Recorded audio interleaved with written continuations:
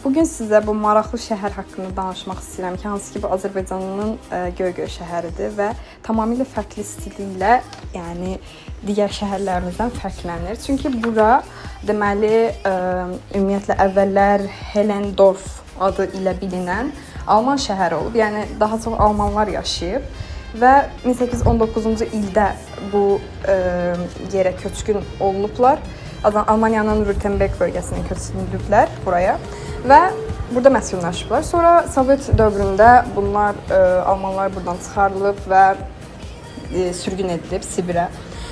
Yəni burada üzümçülük və şərabçılıq da inkişaf edibdi. Bəzi evlərin altında bu dizaynda evlərin altında şərablar olan yerlər də mövcuddur. Atam demişdi, bilməm, mən özüm şahid ola bilmədim. Bilməm gözəlliyi nə dərəcədə sizə çatdıra bildim bu videolarla, amma şəhər çox gözəl idi və bilmirəm, mən Azərbaycanın belə bir şəhərin olduğundan məlumatım yox idi. Çox xoşuma gəldi.